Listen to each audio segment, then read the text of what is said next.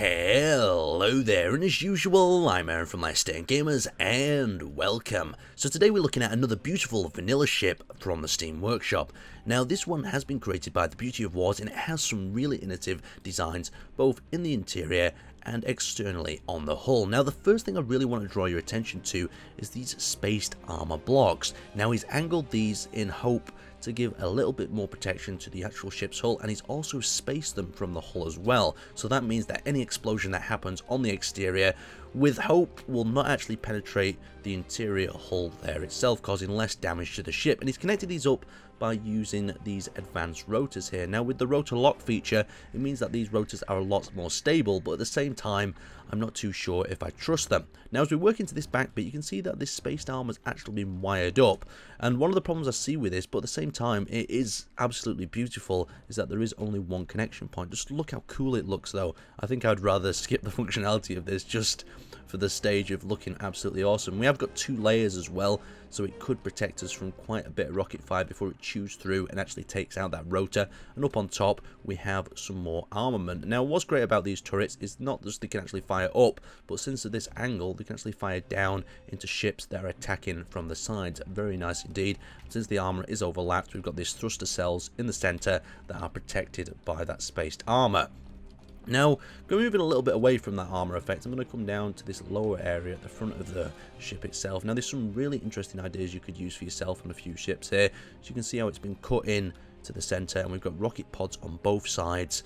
And then just look how he's ribbed the actual hull itself with these blue contrasting grey parts as well. And he's also used some semi-constructed blocks. One of my favourites is just a simple wheel or rotor, and he's cut that down and it just looks really detailed, adds a lot of effect to the ship. And as it cuts back into this part, we've got another turret, we've got a few turrets on the bottom as well, and a window there leading into the hangar bay that we'll see shortly. Now moving on to the back and the bottom, this is another one of the really cool areas. It has this sort of progressive slope that slopes down into the rear part of the ship that I quite like.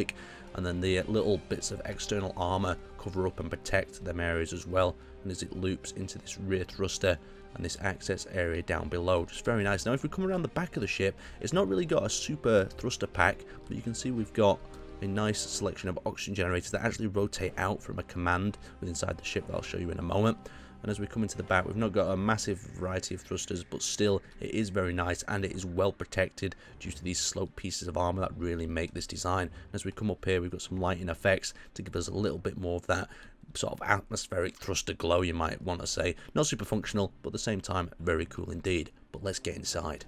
So let's begin the interior part of the tour. Now as we approach the hangar bay here to actually enter, you can notice it's quite a big hangar bay. We've got 5 in length, so we can fit a very large fighter in here if we want. And above we've got this viewing area that is absolutely beautiful. I could just imagine sitting up here looking down and watching the ships enter and exit the ship. So let's actually pop down, we'll close up the door behind us, and we'll just have a quick look at the hangar bay as it closes itself. Ridged on both sides, we've got a lot of windows in the ship as well that add to the vulnerability, you could say, but at the same time it just feels so much better in detail. We've got the connector in the center as well as everything wired up with a number of timer blocks. The actual area we're in now is pressurizing, as being pumped out the vents. Now the pressure is actually equal, we can pop into this next area. Now heading up there we have the control room, but we're going to explore the whole of the lower deck first. So this is the reactor rooms we're going to now. So as we cut through here, you'll notice that each one of these rooms has been reinforced, and it gives this really interesting sort of reinforced feel to it at the side, and things are cut into the design. So this is the secondary engine room, so we've got reactors and another cargo container in here. It really feels like an engine bay because everything's really cramped and closely cut together. We've got some nice use of the catwalks there cut down to act as a little bit of a retaining fence for them gyroscopes. Very cool indeed. Now as we pop up here, we should be entering into what is called the meeting room. So you can see the meeting room on both sides. We have them oxygen generators that are folded away, but we'll cut back through here in a minute. We'll head up to the control room.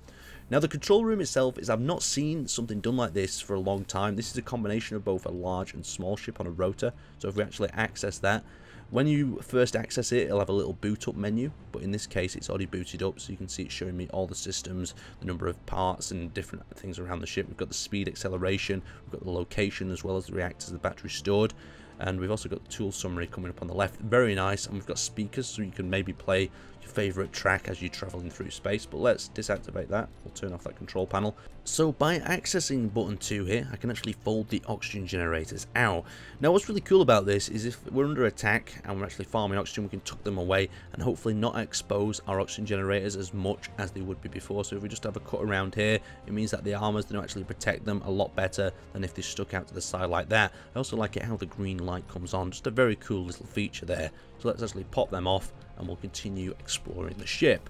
So as we come to the front of the ship here, we're going to enter into a little bit of a split passageway where we can go up and actually have a look at the sitting room and thingy chamber. So if we actually cut up through here, you can see the hangar bay is down there, and this is that really awesome glass room above, so the doors are open. Something that I didn't mention, the doors are just open for me automatically because each one has had a sensor set up for it, and when you're in a group sort of survival sense, you just cannot be asked going through 600 doors, so the sensor really will help you out there, so you can observe the ships coming in from this lower area. We've also got the cryo chambers up here. Now the risk that I see with this, the med bay being right at the front of the ship where it's possible to be rammed, there's a lot of glass going on here as well, so it's a little bit risky, but at the same time this ship might have not been built for functionality purposes, it might have just been built to look good, so I'm not going to really judge it. But let's actually pop down towards the back. So we're going to enter into the control room, and then through the control room into the meeting area. So you do find yourself getting a little bit lost with this ship, but at the same time, once you memorize all the area, it's going to make it a little bit more difficult for attackers just to go straight down one corridor. That is your basic whole ship. So we're entering into the escape room up here. So there's a lot of catwalks leading up into this area, as you can see, and it enters into a double escape pod. So we've got escape pods on both sides. Each one can maximum sort of escape of 2 people. I've already escaped in that one on the left, so we'll have to escape on this one as well. So let's hop in here, and we're going to activate number 1. So this activates a time block that then pops the door open in front of us and then times the ejection of the gravity cubes that will switch on and send us out the back of the ship. And I really like the idea of escape pods. It is just another really cool feature. As you can see, they come out the ship cleanly at the back, and you can leave your ship to self-destruct or whatever you're going to attempt to do with it. So let's turn our inertia dampeners back on. See the escape pod flying off there to be picked up by a rescue ship somewhere in the distance. Just a really beautiful ship overall. There'll be a link in the description to it. Definitely check it out, and I will see you